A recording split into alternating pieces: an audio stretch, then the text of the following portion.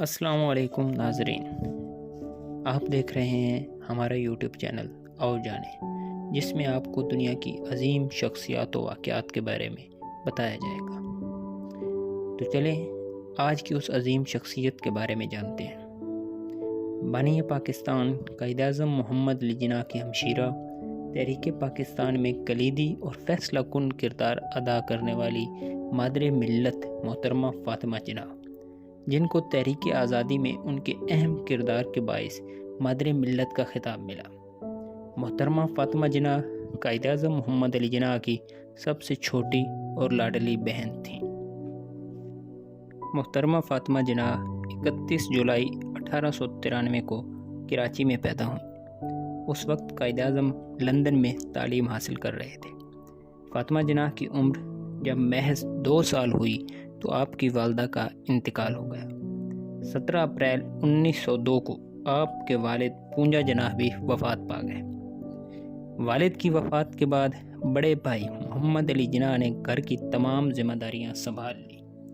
فاطمہ جناح نے میٹرک کے بعد 1913 میں سینئر کیمبرج کا امتحان پاس کیا۔ 1919 میں کلکتہ میں ڈاکٹر احمد ڈینٹل کالج میں داخلہ لیا اور 1922 میں ڈگری مکمل کرنے کے بعد ممبئی میں پریکٹس شروع کر دی۔ 1929 میں فاطمہ جناح اپنا کلینک چھوڑ کر قائد اعظم کے گھر منتقل ہو گئیں۔ محمد علی جناح کے گھر منتقل ہونے کے بعد فاطمہ جناح نے تحریک آزادی کو اپنا مشن بنایا۔ قائد اعظم نے خود اعتراف کیا کہ میں کوئی بھی سیاسی حتمی فیصلہ اپنی بہن فاطمہ جناح کے مشورے کے بغیر نہیں کرتا۔ قائد اعظم کے بعد اگر کسی ایسی شخصیت کا ذکر مقصود ہو جس کی عدم موجودگی میں پاکستان کا قیام ناممکن ہو تو پھر فاطمہ جناح کا ہی نام آئے گا۔ فاطمہ جناح نے قائد اعظم کے ساتھ اپنی طویل رفاقت میں برادرانہ محبت، خلوص، نگرانی، تیمارداری اور مشاورت کا حق ادا کیا۔ محترمہ فاطمہ جناح نے قائد اعظم کے شانہ بشانہ ہر قدم پر تحریک پاکستان کو آگے بڑھانے میں اہم کردار ادا کیا۔ برصغیر کی مسلمان خواتین کی رہنمائی کے لیے انہوں نے اپنے دن رات وقف کیے۔ آپ کا بھائی کے ساتھ یہ تعلق ان کی وفات 11 ستمبر 1948 تک جاری رہا۔ قیام پاکستان کے بعد انہوں نے ویمنز ریلیف کمیٹی تشکیل دی، جو بعد میں آل پاکستان ویمن ایسوسی ایشن کی بنیاد بنی۔ 60 کی دہائی میں ایک بار پھر سیاسی منظرنامے پر ابھریں اور 1960 سے 1967 تک اپوزیشن لیڈر رہیں۔ انہوں نے 1965 میں ملٹری ایڈمنسٹریٹر ایوب خان کے خلاف الیکشن بھی لڑا اور بڑے پیمانے پر عوامی حمایت حاصل کی۔ اس دوران فاطمہ جناح کی ذات کو کئی بار متنازع بنانے کی کوششیں کی گئیں۔ قائد اعظم محمد علی جناح کی رفاقت و تیمارداری اور تحریک آزادی پاکستان کی وجہ سے محترمہ فاطمہ جناح نے عمر پر شادی نہ کی۔ یہ 9 جولائی 1967 کی بات ہے۔ اتوار کا دن اور دوپہر کا وقت تھا۔ اس زمانے میں نہ ہر گھر میں ٹیلی فون ہوتے تھے، نہ 24 گھنٹے بریکنگ نیوز والے چینل، اور نہ ہی پل پل کی خبر دینے والا سوشل میڈیا۔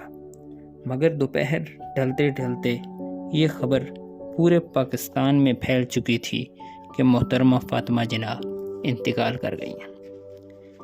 9 جولائی کی صبح کو خلاف معمول محترمہ فاطمہ جناح بیدار نہ ہوئیں تو ملازم سمجھا کہ اتوار ہے، اس لیے ممکن ہے کہ دیر تک آرام کریں۔